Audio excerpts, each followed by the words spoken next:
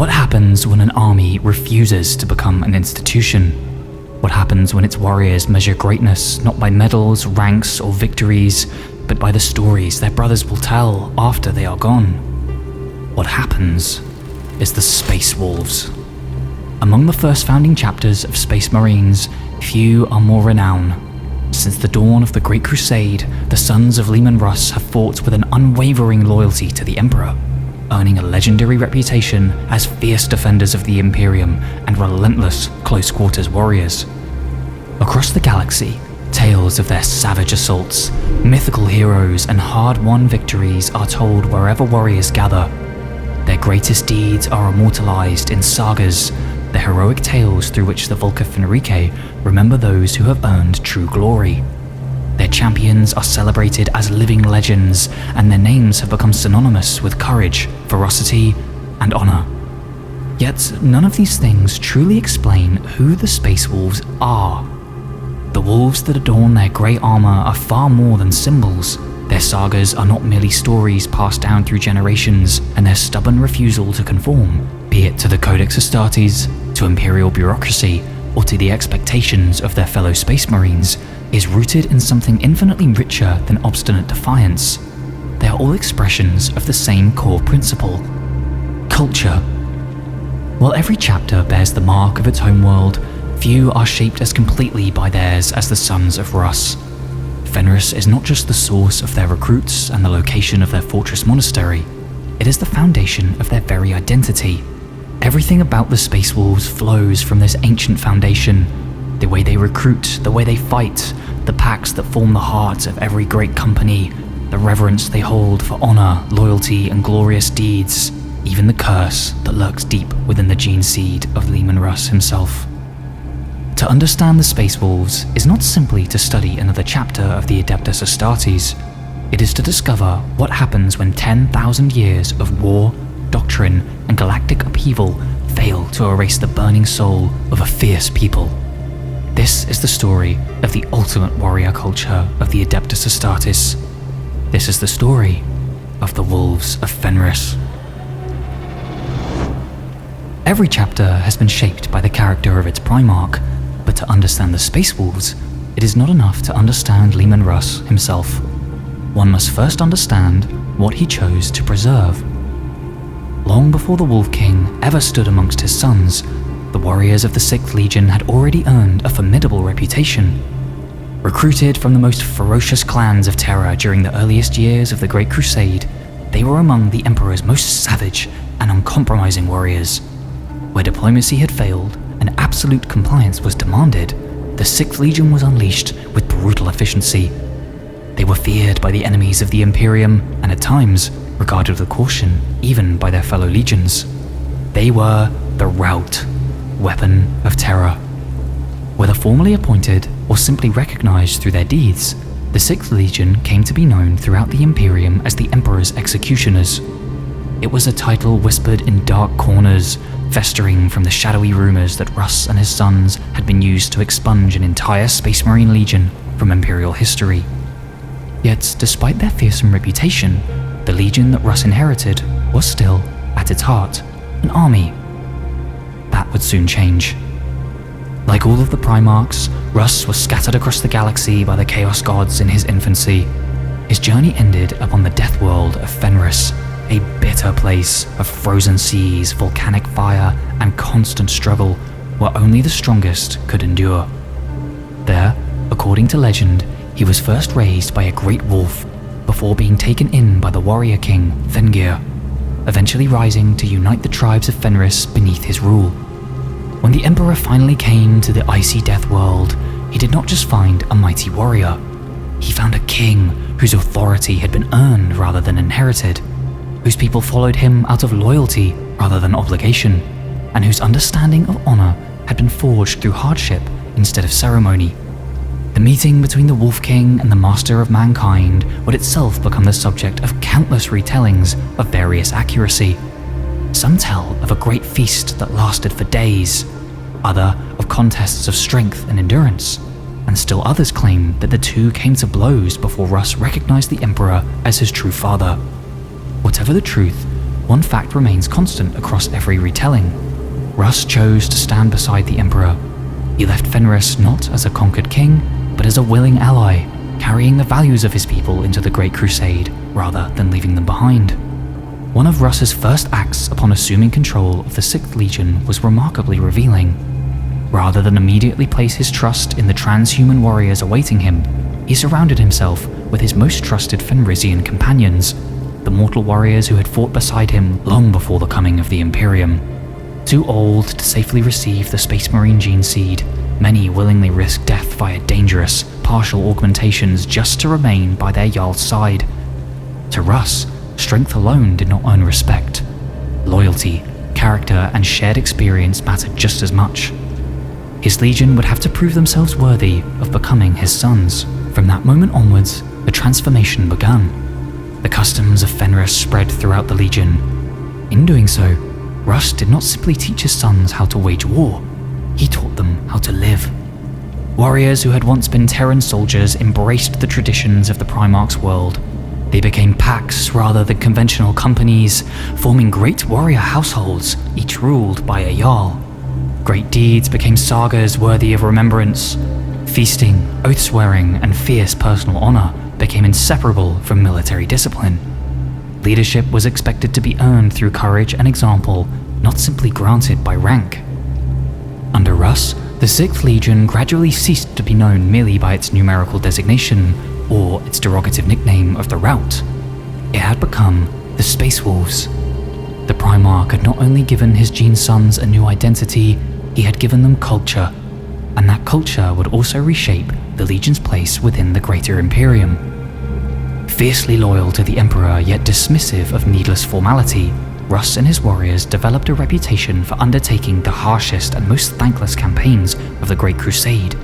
Their ferocious warfare would only cement their moniker as the Emperor's executioners, but the fearsome title has often obscured who Leman Russ truly was. History remembers the roaring barbarian, the Wolf King who laughed in battle and settled disputes with axe in hand. But those who knew Russ personally best understood that the savage exterior concealed a wickedly calculating leader who carefully cultivated his fearsome image. He staunchly believed warriors should think for themselves, earn the loyalty of those they commanded, and never become slaves to pride or rigid doctrine. Like Fenris itself, he embodied contradiction, capable of warmth and humor in one minute, then icy cold fury the next. 10,000 years later, the pelts worn upon Space Wolf armor, the packs that replace conventional companies, and the chapter's stubborn independence all trace their origins back to this transformation. The sons of Leman Russ remain, above all else, the heirs to the rich warrior culture that sculpted the Primarch himself. For all of the strength the Space Wolves drew from the traditions of Fenris, the Horus Heresy would greatly test every ideal that Leman Russ had instilled within his legion.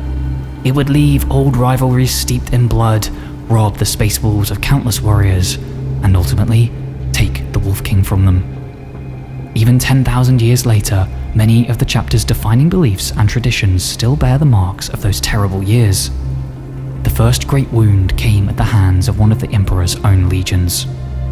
During the Great Crusade, the Emperor convened the Council of Nicaea to settle an increasingly bitter dispute over the use of psychic powers within the Imperium. Many believed such abilities were an invaluable tool, while others warned that the warp was far too dangerous to be explored without consequence. The council concluded with a decree absolute: the practice of sorcery was forbidden. The librarious divisions of the Space Marine legions were dissolved, and their librarians were ordered to return to the battle line, sworn to never again employ their psychic gifts. Magnus the Red, Primarch of the Thousand Suns, believed the Emperor's judgment was mistaken. Convinced that his mastery of the warp placed him beyond deception, he continued to pursue forbidden knowledge in secret, never realizing that the Chaos God Tzeentch had already begun manipulating him from the shadows. When Horus turned against the Imperium, Magnus became convinced that only he could prevent humanity's downfall. Believing there was no time for conventional astropathic messages to reach Terra, he resolved to psychically warn the Emperor himself. Ignoring the Emperor's decree, Magnus hurled his consciousness across the warp, delivering his warning directly into the Imperial Palace.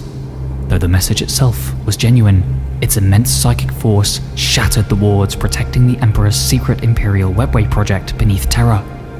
The breach unleashed a catastrophic demon invasion that killed thousands, destroyed the Emperor's greatest work, and ultimately forced him to remain upon the Golden Throne to contain the rift.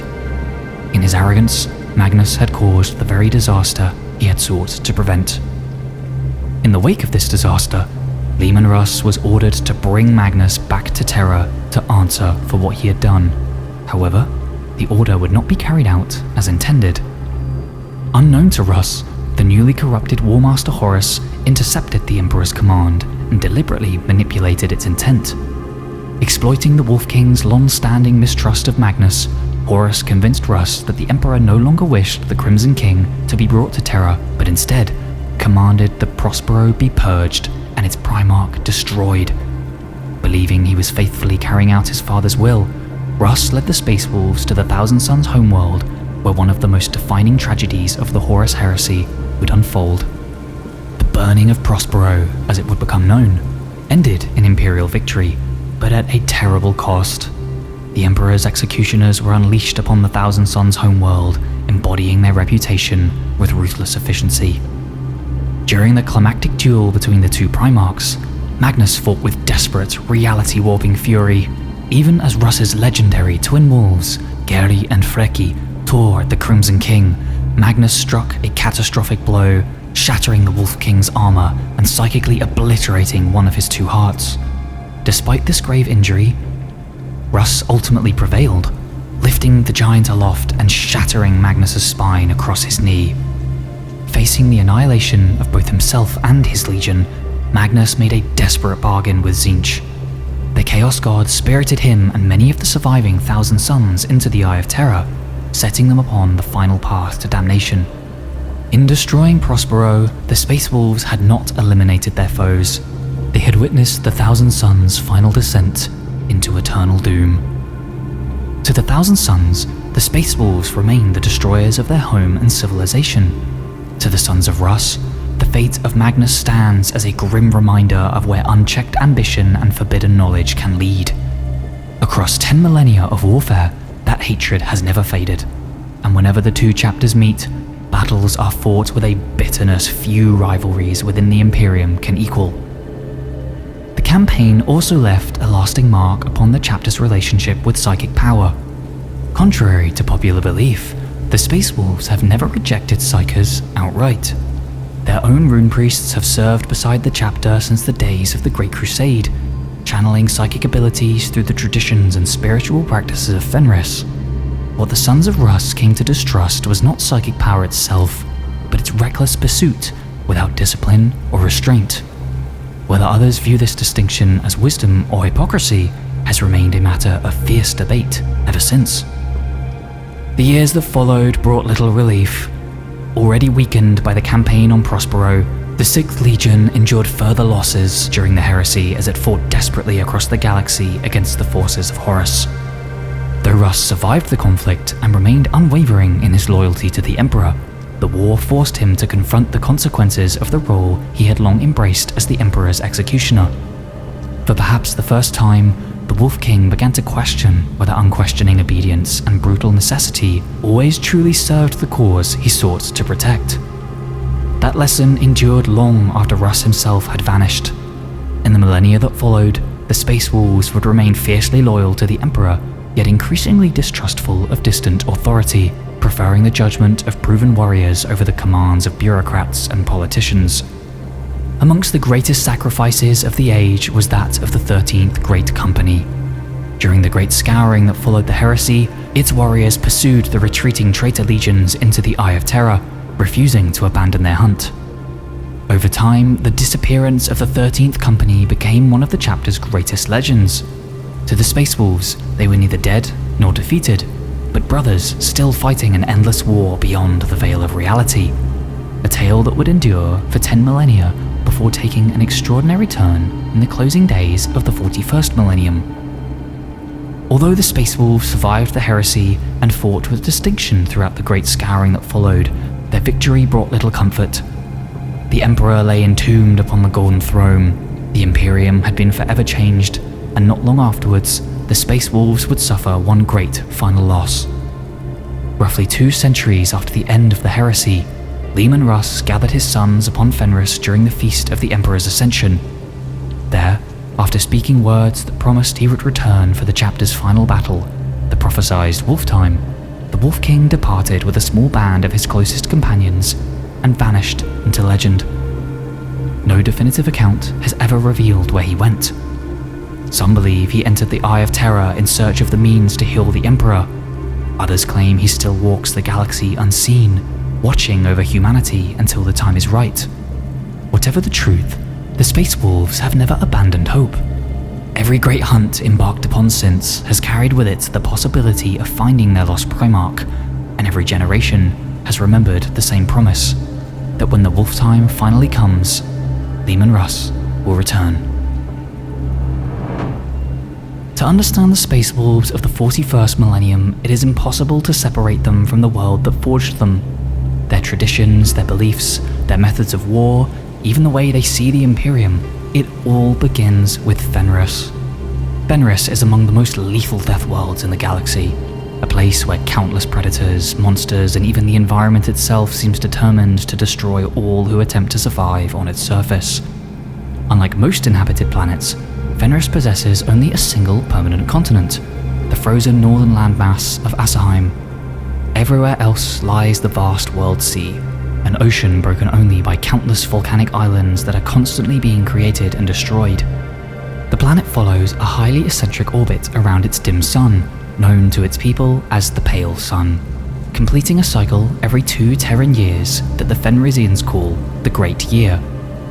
For much of that cycle, Fenris is locked in a brutal winter. Much of the world sea freezes into vast ice sheets, volcanic activity falls silent, and tribes venture across gigantic icy plains that only months earlier had been open seas. Then comes the season of fire.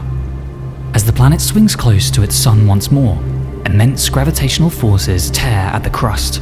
Volcanoes erupt across the world, new islands burst from the ocean while old ones vanish beneath waves. Seas boil with superheated water, and tidal waves scour entire coastlines from existence.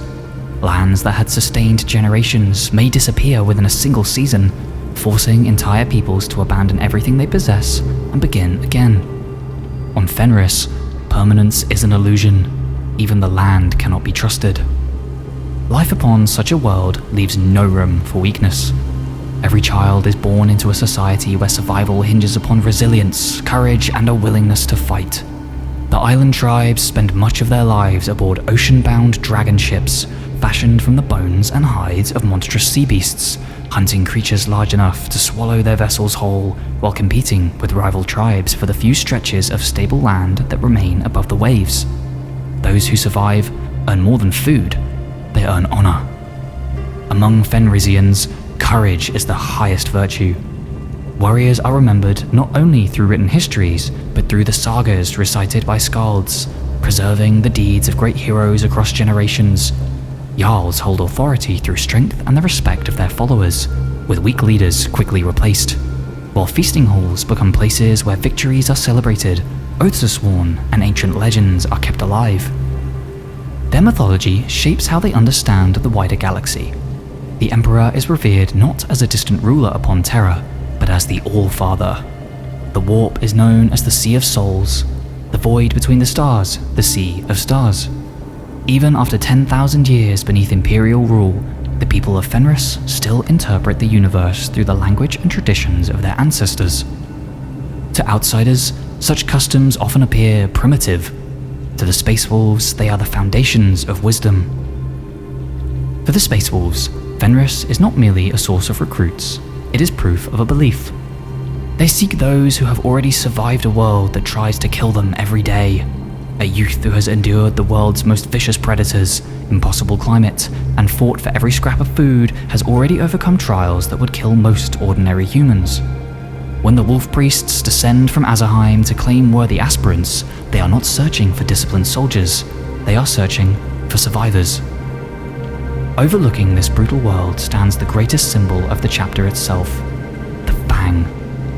Constructed during the Great Crusade by the Mechanicum, This fortress monastery rises from the permanent continent in the north, carved into a mountain so immense its upper reaches are said to touch the heavens themselves. The Fang is simultaneously fortress, forge, dockyard, and shrine, drawing power from geothermal reactors buried deep within the planet itself, while its summit hosts battle barges ready to descend upon the stars at a moment's notice. Outside the Imperial Palace on Terra, few strongholds in the Imperium rival its impressive defenses. It has endured invasion, siege, even direct assault from the vengeful Thousand Suns themselves. Though its gates have been breached and its peaks choked with the ashes of war, the great fortress has never been conquered. To the tribes below, however, the Fang is something altogether different. It is the realm of the gods. Few Fenrisians ever glimpse the sky warriors who descend from its heights. Those chosen by the wolf priests simply disappear, leaving behind their former lives to face the deadly trials of Mordecai. Should they survive the implantation of Gene Seed and the long transformation into Adeptus Astartes, they return not as tribesmen, but as space wolves. Even then, they never truly leave Fenris behind, because for the Sons of Russ, Fenris is the reason they are who they are. The chapter's independence, its fierce loyalty to brotherhood over bureaucracy, its reverence for sagas and personal history, its distrust of rigid convention and the refusal to abandon ancient traditions all trace back to a single truth. Before they are Space Marines, they are Fenrisians. Their homeworld explains how the Space Wolves survive, but it is their culture that explains who they are. Many chapters of the Adeptus Astartes preserve relatively little of the humanity they possessed before their transformation. Emotion is controlled. Personal identity is often placed beneath the needs of the chapter. Tradition becomes a tool of discipline, refined over centuries into methods of war. But the Space Wolves chose a different path.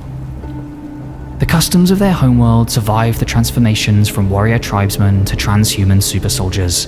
Their feasting halls became the great chambers of the Fang. The sagas of ancient heroes became the histories of legendary Space Marines. The bonds between hunting pacts became the brotherhood of the great companies. To an outsider, the fortress monastery of the Space Wolves can appear less like a headquarters of an imperial military force, and more like the halls of an ancient warrior king. Its inhabitants laugh loudly, boast openly of their victories, share mighty draughts of potent Fenrisian ale, one of the few drinks capable of intoxicating an Adeptus Astartes, exchange stories deep into the night and compete endlessly with one another for glory.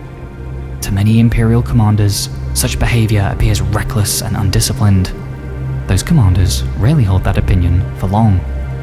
Because beneath the rivalry lies one of the strongest warrior cultures in the Imperium. They are not soldiers, they are warriors, and above all else, the Space Wolves believe that a warrior must earn a saga. On Fenris, history was never preserved primarily through written records. It lived through memory and spoken word. The deeds of heroes were carried from one generation to the next through stories, songs, and legends told around the fire. The Space Wolves preserve this tradition among the stars.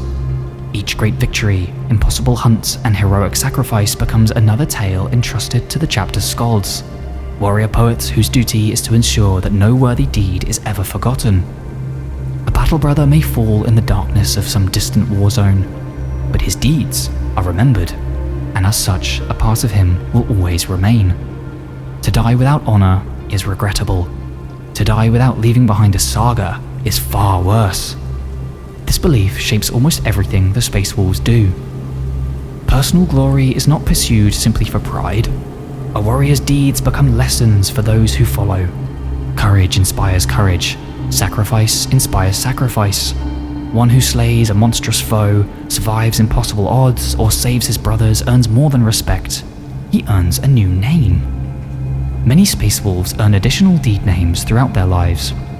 Those titles commemorate moments of immense courage, skill, endurance, or survival, gradually becoming a record of everything a warrior has achieved.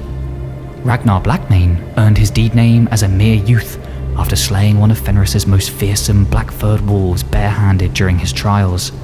Njal became Stormcaller through his mastery of storms summoned through his rune priest abilities. Others carry names earned through scars, victories, sacrifices, or great feats remembered by their brothers. A Space Wolf's name is not inherited, it is earned, nor are honours measured only through official decorations. Brothers proudly display upon their armour the remains of vicious beasts they have slain, the fangs of great predators, runic charms and carved trophies accumulated across centuries of warfare. These fetishes and trophies also serve as sacred wards against evil spirits and the dangers of the warp. Yet personal honour is only half of what defines the Sons of Russ. The other half is brotherhood. Fenris teaches a simple lesson: no warrior survives alone. A lone hunter can be killed. A pack can bring down prey far stronger than any individual could defeat. Feasts are among the chapter's most important traditions. They celebrate victories, welcome returning warriors, and strengthen ties between brothers who may soon stand together against impossible odds.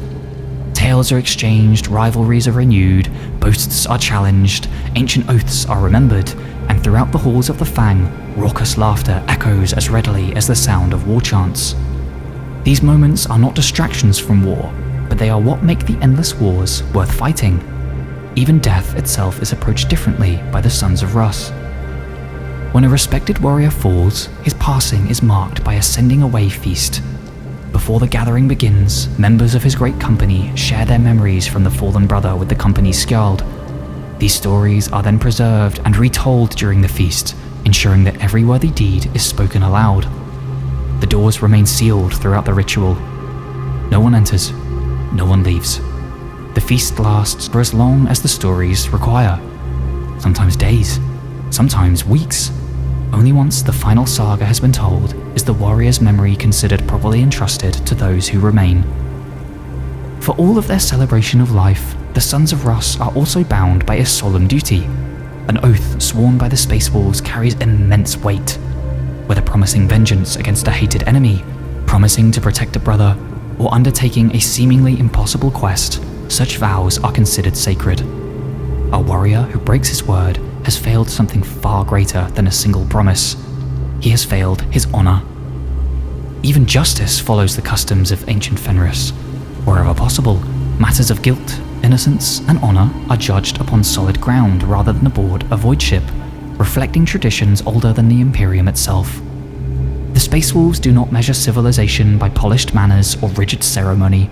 They measure it by courage, by loyalty, by brotherhood, by keeping one's word, and by ensuring that when a warrior's thread is finally severed, his saga will be told long after he is gone. Before a warrior can earn his saga, his name, or a place among the Sons of Russ, he must first survive the brutal journey that transforms him from a mortal tribesman into one of the Emperor's Angels of Death. Across the frozen oceans and savage islands of Fenris, wolf priests scour among tribes for those rare individuals worthy of becoming one of the chapter's legendary Sky Warriors. To the people of Fenris, these figures appear almost mythical. Stories tell of enormous warriors arriving during the depths of winter, challenging the strongest fighters of a tribe, defeating every challenger and carrying away the chosen into the wilderness.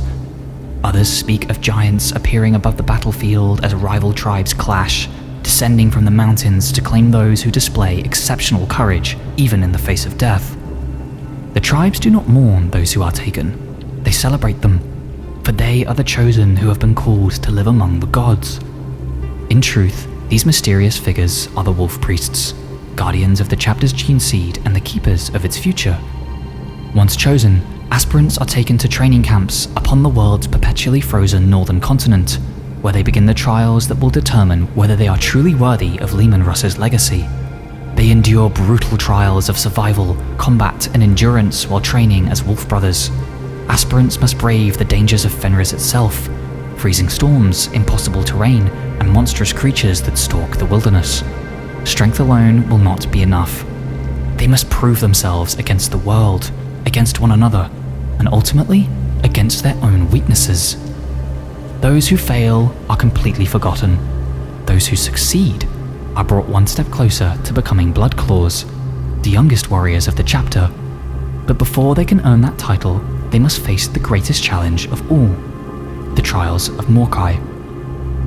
Deep within the Fang stands the Gate of Morkai, an ancient threshold surrounded by fire and marked with powerful runes. Here, the body is no longer tested.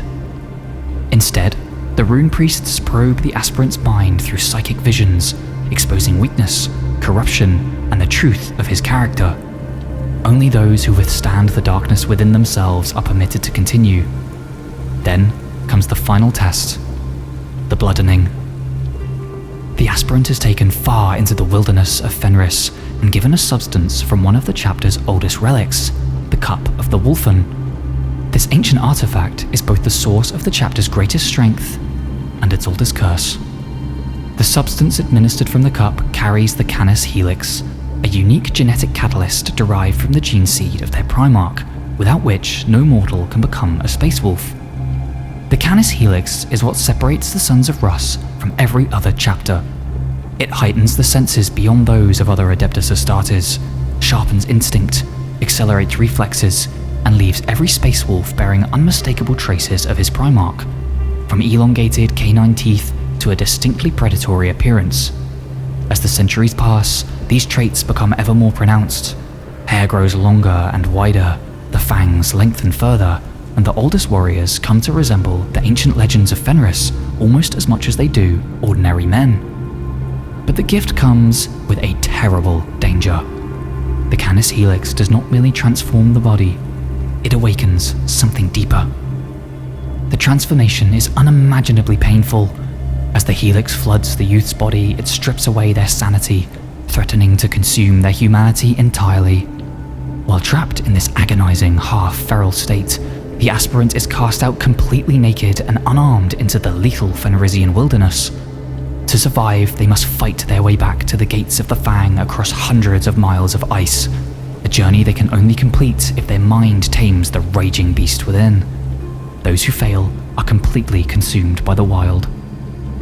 This is the curse of the Wolfen, the shadow that every space wolf carries within himself. Even the oldest wolf lord is never truly free of it. Every son of Russ fights not only the enemies of the Imperium, but the beast that lurks within his own soul.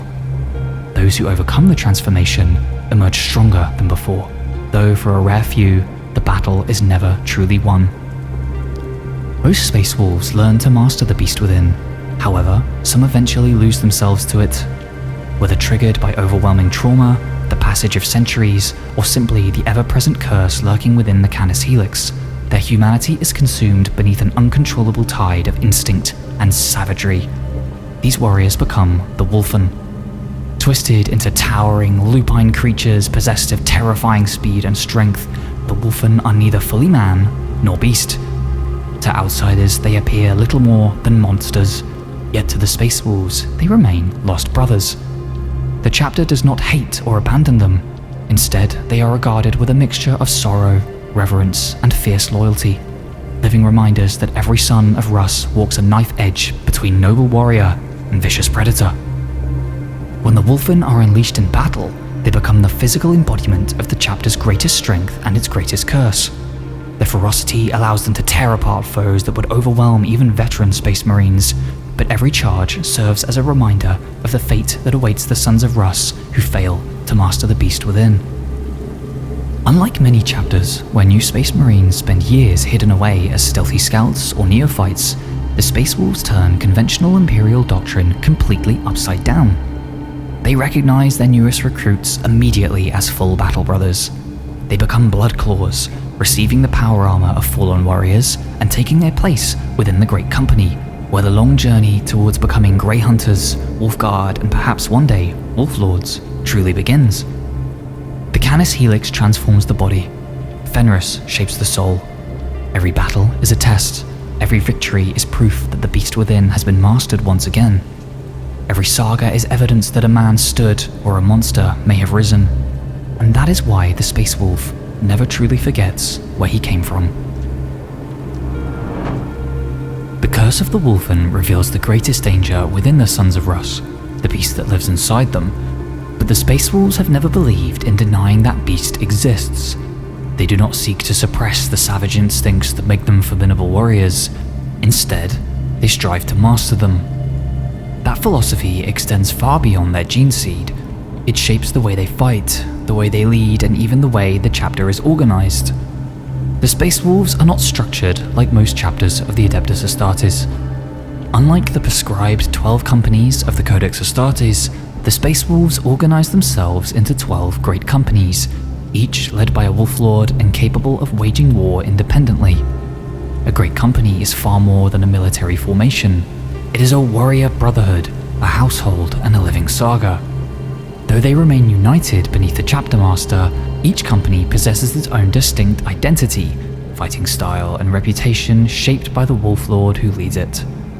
Though only 12 great companies march to war today, the Space Wolves have never forgotten the legendary 13th Company of the Old Legion. Lost within the Eye of Terror after pursuing the Thousand Suns into the Warp, they were believed gone for 10,000 years. When remnants returned during the closing years of the 41st millennium, they emerged as living relics of a forgotten age. Carrying with them the scars of an endless war, many had themselves succumbed to the curse of the Wolfen. At the head of every great company stands the Wolf Lord, equivalent in authority to the captain of other chapters' companies. A Wolf Lord is less like a conventional officer and more a warrior king. His authority comes not from rank alone, but from the respect he has earned through tremendous displays of courage, wisdom, and countless victories. He fights beside his warriors, shoulder to shoulder, leading from the front, and is expected to embody the values of Fenris. When a Wolf Lord falls, the Great Company does not simply receive another commander, it is reborn. A successor is chosen from among the Wolf Guard, adopts a new symbol drawn from the legends of Fenris, and the Great Company takes on a new identity under its new Wolf Lord.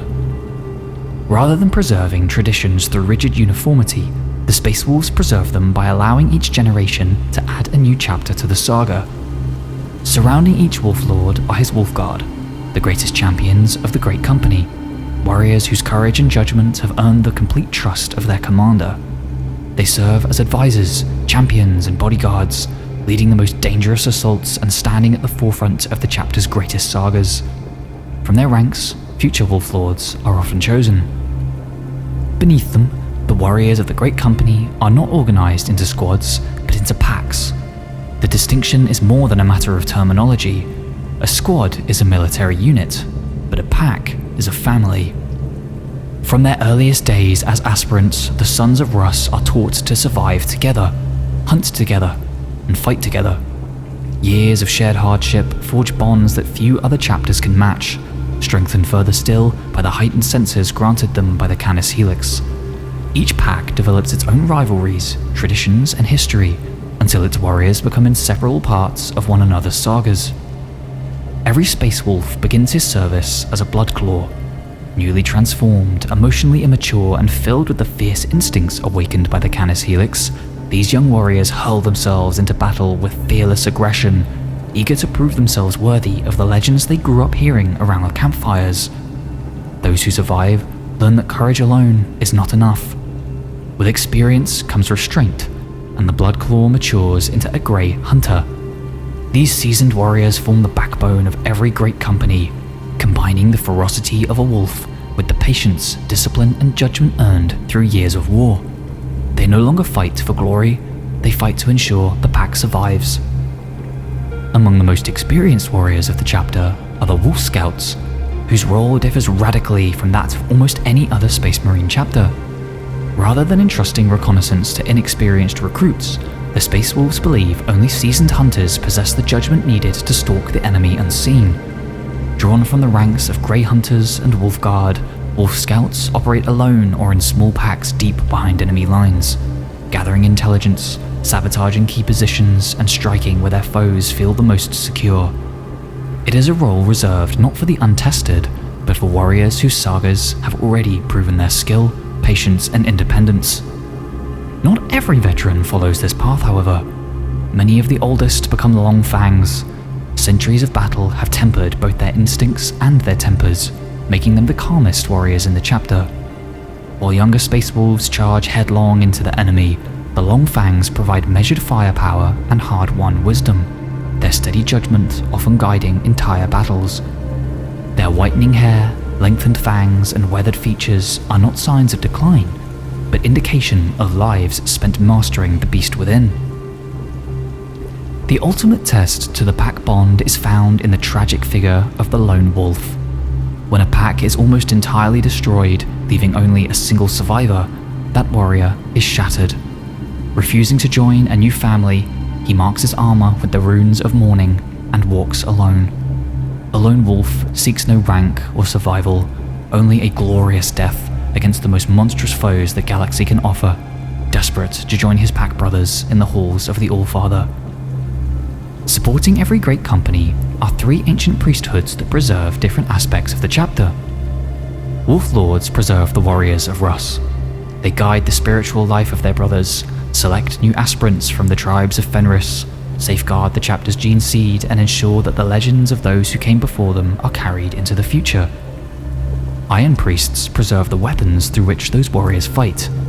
They maintain the armor, vehicles, and mighty war engines that allow each great company to wage war across the stars, combining the traditions of Fenris with the knowledge of the machine cult of Mars. Finally, there are the Rune Priests. They serve as the Space Wolves' psychers, but unlike the librarians of many chapters, they do not view their abilities through the language of formal Imperial doctrine. Instead, they believe they call upon the storms, ancestors, and spirits of Fenris, interpreting their psychic abilities through the myths and traditions of their homeworld. This relationship with psychic powers reveals one of the greatest contradictions of the Sons of Russ. The Space Wolves have always viewed unsanctioned or reckless pursuit of psychic power with enormous suspicion, greatly distrustful of those who seek to master the warp through study and experimentation. The destruction of the Thousand Suns remains a warning carved into their history. Yet the Rune Priests themselves wield powers that, to outside observers, are unmistakably psychic. The Space Wolves insist that their traditions provide a safer path, one guided by discipline, heritage, and the teachings of their Primarch. But they have never sought to impose or explain these traditions to the wider Imperium. To their critics, this appears hypocritical, a chapter condemning others for practices they themselves employ, while withholding what they claim is a superior method of controlling those same dangers. To the Sons of Russ, however, this is not hypocrisy, but necessity. They believe the traditions of Fenris cannot simply be reduced to a set of teachings or doctrines, because they are inseparable from the culture, instincts, and beliefs that created them. What outsiders see as secrecy and contradiction, the Space Wolves see as protecting a responsibility that only they are able to bear. Everything about the organization of the Space Wolves reflects the world that shaped them. They are not anonymous companies directed by distant officers. They are households bound to loyalty, hunting packs forged through hardship, and brotherhood united by honor. And that same philosophy defines the way in which they wage war. While many chapters rely upon carefully structured doctrine and rehearsed battlefield procedures, the Sons of Russ place their faith in instinct, initiative, and the judgment earned through experience. Their commanders are expected to adapt to the flow of battle rather than follow predetermined plans, trusting each pack to exploit opportunities the moment they arise. This does not make the Space Wolves reckless, despite the reputation they have earned throughout the Imperium. Their assaults are undoubtedly aggressive, but behind that ferocity lies a clear understanding of the hunt. Enemy formations are harried from multiple directions, gradually worn down before a decisive blow is delivered at precisely the right moment. And once that moment comes, the attack is overwhelming, leaving little opportunity for an organized defense. Leadership is equally personal. Rather than directing every moment from afar, Wolf Lords and Wolf Guards lead from the front, fighting alongside their warriors instead of behind them. Their presence inspires nearby packs to ever greater feats of courage, while their experience allows them to react instantly as the battle develops. Each warrior is expected to think, adapt, and seize the initiative without waiting for orders or permission. This flexibility has often frustrated more conventional Imperial commanders, particularly those accustomed to the rigid structure of the Codex Astartes. The Space Wolves have little patience for overly restrictive battle plans and are notorious for ignoring instructions if they believe another course of action offers a better chance at victory. Yet their long record of success has repeatedly vindicated their philosophy. Ultimately, the Space Wolves do not fight as other chapters do. They fight as primal hunters, pursuing dangerous prey, relying upon aggression, adaptability, and the instincts of the pack until the moment comes to deliver the killing blow. The Space Wolves have produced countless heroes over the course of 10,000 years, but a handful stand above the rest. More than simply famous warriors, each embodies a different aspect of what it means to be one of the Sons of Russ. At the head of the chapter stands Logan Grimnar, the Great Wolf. Known among his brothers as the Old Wolf, Grimnar is one of the oldest and most respected chapter masters in the Imperium. For more than 5 centuries, he has carried the burden of leadership, guiding the Space Wolves through countless wars. While his physical strength is remarkable, his unwavering fury is tempered with judgment, compassion, and an unbreakable sense of honor. He is a warrior king in the truest Fenrisian tradition, a leader whose authority comes not only from victory, but from the loyalty of those who follow him. This loyalty extends beyond the warriors of his own chapter. Grimnar has repeatedly placed himself in the opposition of Imperial authorities when he believed innocent lives were being sacrificed needlessly. To some Imperial institutions, this defiance has made him a dangerous and rebellious figure. To those he protects, he is something far rarer within the Imperium, a warrior who remembers that strength exists to defend the weak. In Logan Grimnar, the Space Wolves see an ideal they strive towards, not a beast consumed by rage, but a warrior who has mastered that rage and turned it into a weapon wielded in defense of others. As Grimnar represents the chapter's present, Ragnar Blackmane represents its future. Ragnar's saga is almost the embodiment of the Space Wolf ideal. He began as a young, reckless bloodclaw, filled with the aggression and ambition of youth, before rising higher and faster than almost any warrior in the chapter's history. He became the youngest Wolf Lord the chapter has ever seen, a rank usually attained only after centuries of warfare and experience. His rise was not only a tale of natural talent. Ragnar's greatest challenge has always been himself. The same fury and instinct that make him such a devastating warrior also threatened to prevent him from becoming the leader he was destined to be. Over time, he learned to master that anger without losing the courage and ferocity that made him exceptional. His great company became renowned for devastating planetary attacks, particularly through the legendary Claws of Russ, where his warriors descended upon the enemy in overwhelming drop-pod assaults. Wielding the legendary blade Frostfang, Ragnar's name was cemented in history when he led a strike force on the world of Krongar and engaged in a brutal, near-fatal duel with the supreme Orc warlord Ghazghkull Thraka, successfully severing the monster's head and cementing his status as the spiritual heir to Logan Grimnar. Ragnar carries many of the chapter's greatest honors. Many believe that he will one day inherit the mantle of Great Wolf, but the Wolf Priests know that before he can lead the Sons of Russ, Ragnar must fully master the beast that still burns within him. Ragnar represented the ambition and potential of the modern Space Wolf, but it is Arjac Rockfist who represents the ideal warrior that every Son of Russ strives to become. Known as the Man Mantle and the Anvil of Fenris, Arjac is the personal champion of Logan Grimnar and one of the greatest heroes of the chapter. Before becoming a Space Marine, Arjac was a blacksmith of the Bear Claw tribe on Fenris.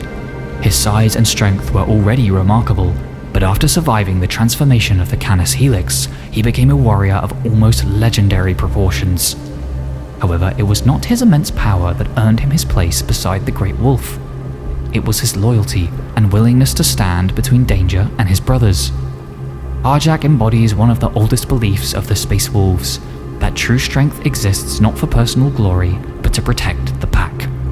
His legend was forged through acts of extraordinary sacrifice, from dragging wounded brothers to safety aboard a dying warship, to holding back endless Tyranid hordes while defending his commander. Armed with the enormous Thunderhammer, Foehammer, and a rune-carved anvil shield, Arjac is the living embodiment of the warrior traditions of Fenris, a champion whose greatest honor is not victory, but ensuring his brothers survive to tell the tale. The spiritual heart of the chapter is represented by Njal Stormcaller, the High Rune Priest and the Tempest that walks. While many Imperial Psychers study the Warp through formal teachings and disciplined doctrine, Njal embodies the Fenrisian interpretation of psychic power. To the tribes of his homeworld, the greatest sky warriors are those who can command the fury of the natural world itself. Njal is living proof of that belief. He summons storms that tear across battlefields, unleashing ferocious blizzards and freezing winds against the enemies of the Emperor. During the Battle of Gorswell, he defeated a bloodthirster of Khorne that had slaughtered countless mighty warriors before him, destroying the demon and scattering its followers beneath a storm so powerful they were driven back into the warp. Finally, there is Bjorn, the Fell-Handed, the oldest living Space Marine in the Imperium and perhaps the greatest connection the Space Wolves have to their forgotten past. Before becoming a dreadnought, Bjorn fought beside Leman Russ during the Great Crusade and the Horus Heresy. He served in the presence of the Emperor, witnessed the birth of legends, and fought battles that have become myths to every later generation of Space Wolves. Unlike the heroes preserved only through sagas, Bjorn remembers those times because he lived them. His dreadnought armor is not a prison, but a sacred relic of the chapter, a vessel that allows a warrior from the Age of Legends to continue his eternal war. At his side is Trueclaw, a mighty lightning claw fashioned from the weapon he wielded before his entombment, preserving the legacy of the warrior he once was. To the Space Wolves, Bjorn is so much more than a warrior. Sleeping for centuries in the deepest vaults of the Fang, he is awakened only in times of apocalyptic peril, or to listen to the sagas of the Skarls and ensure the history of the chapter remains pure. He is a living link to Leman Russ, a reminder that the chapter's traditions are not just stories repeated around a fire, they are memories carried by those who were actually there.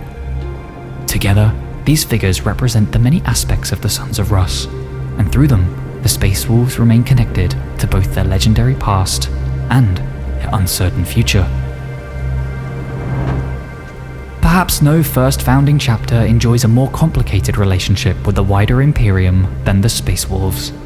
They are unquestioningly loyal to the Emperor and have fought in humanity's defense for over 10,000 years, yet that loyalty has never translated into unquestioning obedience towards Imperial institutions. The Space Wolves see themselves first and foremost as the sons of Leman Russ, bound by honor and duty rather than bureaucracy. That same independence has repeatedly brought them into conflict with Imperial authorities. The most famous example came during the Months of Shame, following the First War for Armageddon. After fighting beside the Imperium to defeat the demon Primarch Angron, the Space Wolves refused to accept the Inquisition's decision to persecute, sterilize, and ultimately eliminate millions of Imperial citizens whose only crime was surviving a war against chaos. To the Inquisition, such measures were a necessity, a sacrifice to prevent knowledge of chaos from spreading. To Grimnar, they were the betrayal of everything the Emperor had created the Adeptus Astartes to defend. Rather than stand aside, the Wolf Lord openly defied the Inquisition's authority, placing the lives of ordinary Imperial citizens above political obedience. The dispute escalated into open warfare between the Space Wolves, elements of the Inquisition, and eventually, even parts of the Grey Knights. Only after heavy losses on all sides was an uneasy peace restored, leaving behind a bitterness that still lingers between the chapter and the Imperium's most secretive institutions. But despite these clashes, the Space Wolves are far from isolationists. They have fought alongside countless Imperial armies and chapters throughout the millennia, earning widespread respect through their efficiency and fury in battle. Their reputation means that even commanders who find them unpredictable rarely question their loyalty once the fighting begins. Their relationship with Roboute Guilliman reflects the same balance between independence and duty.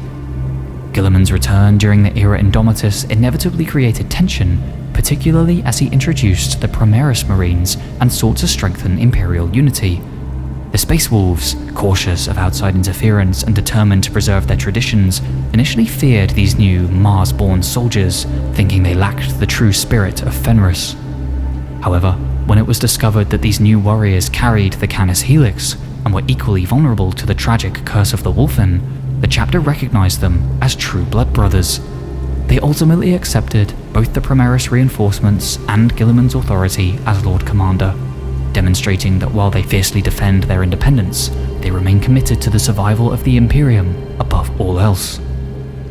The same principle defines their relationship with other Space Marine chapters. They share strong bonds with chapters that value honor, courage, and decisive action, yet frequently find themselves at odds with the more rigid or dogmatic sides of Imperial organization. The Space Wolves have long maintained close ties with the Salamanders, whose willingness to protect ordinary Imperial citizens mirrors their own ideals, while their history with the Grey Knights remains shaped by the bitter legacy of the Months of Shame. Yet no relationship is more complex than their ancient rivalry with the Dark Angels. Stemming from a legendary feud between Leman Russ and Lionel Johnson, the two chapters maintain a tumultuous relationship. To this day, whenever they meet, champions from both sides must clash in a traditional duel to settle their honor before a single shot is fired at the enemy. Even so, when humanity faces extinction, the Sons of Russ have repeatedly shown they are willing to fight beside any loyal servant of the Emperor. Ultimately, the Space Wolves measure loyalty not by unquestioning obedience, but by a willingness to do what they believe is right. It is this conviction that has earned them both powerful allies and bitter enemies within the Imperium, while ensuring they remain one of its most fiercely independent defenders. The Space Wolves are often remembered for the wrong reasons. They are remembered as feral barbarians who wear wolf pelts into battle, the merciless executioners of Prospero, the savage berserkers who charge headlong into the enemy. All of those things are true, but they totally exclude the nuance that explains why the Sons of Russ have endured for over 10 millennia. What truly defines the Space Wolves is not their ferocity, nor even the beast that lurks within every one of them. It is that they never allowed themselves to become sterile, living weapons. They remain a true people. Their fortress is still a great hall where warriors gather to feast. Their victories become sagas instead of statistics. Their commanders rule through respect rather than ceremony. Their packs are families as much as they are military formations. Even their greatest curse serves as a constant reminder that every battle is fought not only against the enemies of mankind, but against the darkness they carry within. Across 10,000 years, the Imperium has become increasingly vast, bureaucratic, and uncompromising. Countless worlds have forgotten the cultures they possessed before they were claimed under the Emperor's banner. The Space Wolves did not. Every battle they fight carries the traditions of Fenris into the stars. Every oath echoes those sworn around ancient fires. Every trophy, every scar, and every saga remembers a world where honor had to be earned, loyalty meant survival, and a warrior was judged not by the rank he held, but by the life he lived. Perhaps that is why the Sons of Russ remain so fiercely independent. They do not reject the Imperium because they lack loyalty. They reject anything that would strip away the humanity their Primarch fought so hard to preserve. And so long as the halls of the Fang still shake with laughter, the names of fallen heroes are still spoken around the feast fires, and new sagas are still being written across the battlefields of the galaxy, the spirit of Fenris will never die.